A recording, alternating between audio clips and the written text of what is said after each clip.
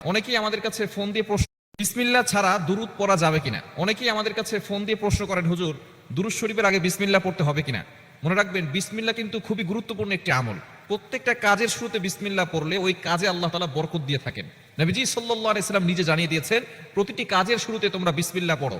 এমনকি পবিত্র কোরআনুল কারীমের ভিতরে 114টি সূরা রয়েছে, প্রতিটি সূরার আগে কিন্তু বিসমিল্লাহির রহমানির রহিম আছে। এবং যেই কাজের শুরুতে বিসমিল্লাহ পড়া হয়, একটি সূরা বাদে সকল সূরায় কিন্তু বিসমিল্লাহ আছে। প্রতিটি কাজের শুরুতে বিসমিল্লাহ পড়লে কাজে বরকত হয়। খাবারের শুরুতে বিসমিল্লাহ পড়লে ওই খাবারে শয়তান অংশগ্রহণ করতে পারে না। ওই খাবারের ভিতরে আল্লাহ পাক রব্বুল আলামিন বরকত নাজিল করেন, রহমত নাজিল করেন। কোনো কাজ করবেন, ব্যবসা করছেন, নতুন ব্যবসা শুরু করেছেন, ওইখানে বিসমিল্লাহ পড়লে অবশ্যই সেখানে বরকত আসবে। আল্লাহ পাক রব্বুল আলামিনের নামে শুরু করলে আল্লাহ তাআলা সেখানে বরকত, রহমত, বৃষ্টির মতো নাজিল করবেন। এজন্য দুরূদ শরীফের আগেও আমরা বিসমিল্লাহ পড়ে নিব। যদি কেউ পড়তে না পারে সমস্যা নাই, তবে বিসমিল্লাহ পড়ে নেওয়া উত্তম। বিসমিল্লাহ পড়ে নিয়ে দুরূদ শরীফ পড়বো, কারণ দুরূদ শরীফের কিন্তু অনেক ফজিলত আছে।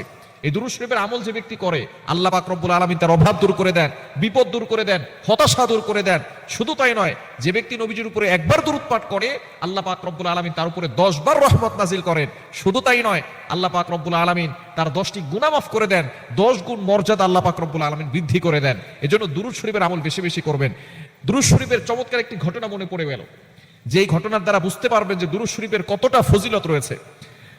আল্লামা শিবলি রহমাতুল্লাহি আলাইহি তিনি বলেন, আমি একবার হজ করার সময় দেখি এক যুবক কাবা তাওয়াফ করে আর বলতেছে সাল্লাল্লাহু আলাইহি ওয়াসাল্লাম, সাল্লাল্লাহু আলাইহি ওয়াসাল্লাম। কাবা শরীফ যখন তাওয়াফ করা হয় তখন কিন্তু অনেক দোয়া আছে, যেমন রব্বানা আতিনা ফিদ দুনিয়া হাসানাতাও ওয়া ফিল আখিরাতি হাসানা ওয়া কিনা আযাবান নার। তিনি দেখলেন যে যুবকটা কোনো দোয়া না পড়ে শুধু নবীজির প্রতি দুরূদ পাঠ করতেছে। আল্লামা শিবলি রহমাতুল্লাহ আলাইহি তিনি বললেন, ওই যুবক, তুমি কেন বারবার দুরূদ শরীফ পড়ো? এখানে তো রব্বানা আতিনা ফিদ দুনিয়া হাসানাতাও ওয়া ফিল আখিরাতি হাসানাতাও ওয়া কিনা আযাবান নার আরো দোয়া আছে, সেগুলো পড়তে পারো, তুমি এখানে কেন দুরূদ পড়ো?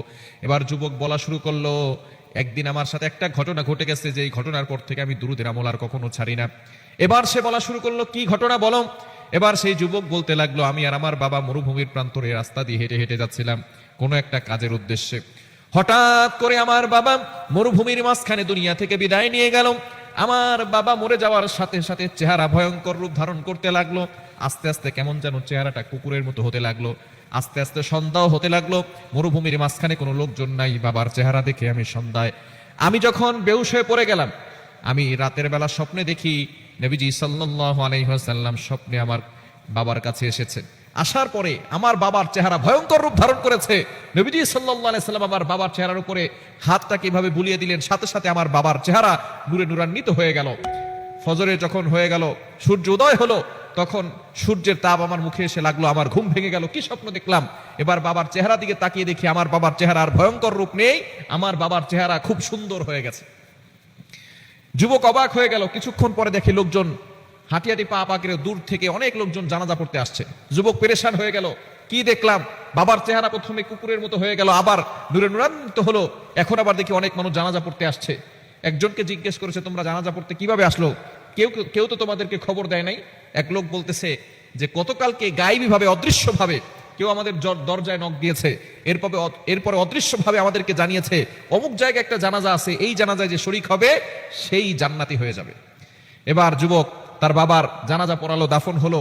কিন্তু সবসময় একটা প্রশ্ন, যে আমার বাবা কি এমন আমল করতো যে আমলের কারণে নবী সাল্লাল্লাহু আলাইহি ওয়াসাল্লাম নিজে এসে আমার বাবার মাথায় হাত বুলিয়ে দিয়েছে, চেহারার উপরে হাত বুলিয়ে দিয়েছে। কয়েকদিন পরে সে স্বপ্ন দেখেছে, নবী সাল্লাল্লাহু আলাইহি ওয়াসাল্লাম তাকে স্বপ্ন দেখিয়েছেন, তোমার বাবা যদিও গুনাহের কাজ করত এবং মৃত্যুর সময় তার চেহারা ভয়ঙ্কর রূপ ধারণ করেছে, কিন্তু সে প্রতিদিন আমার জন্য দুরূদ পাঠাতো, প্রতিদিন সর্বনিম্ন হলেও 100 বার আমার প্রতি দুরূদ পাঠ করতো। এজন্য আমি তোমার বাবা যখন যেদিন মারা গেছে সেদিন আমার কাছে দুরূদ আসে নাই। আমি ফেরেশতাদের কাছে জিজ্ঞেস করলাম, তারা আমাকে সংবাদ জানালো তোমার বাবা মারা গেছে। আমি আমার যে আশেক ছিল তার কাছে ছুটে আসলাম এবং তার চেহারা দেখে তার চেহারার উপরে হাত বুলিয়ে দিলাম। সুতরাং তোমার বাবা আমার প্রতি দুরূদ পাঠ করতো, এজন্য দুনিয়াতেও আমি তার পাশে আছি, আখিরাতেও আমি তার পাশে থেকে তার জন্য সুপারিশ করে জান্নাত পর্যন্ত নিয়ে যাব। এজন্য অবশ্যই সেই যুবক বলা শুরু করেছে, সেদিন থেকে আমি আর দুরূদের আমল ছাড়ি না। আল্লামা শিবলি রহমাতুল্লাহি আলাইহি বলেন, এই ঘটনার পর থেকে আমিও আর দুরূদের আমল কখনো ছাড়ি নাই।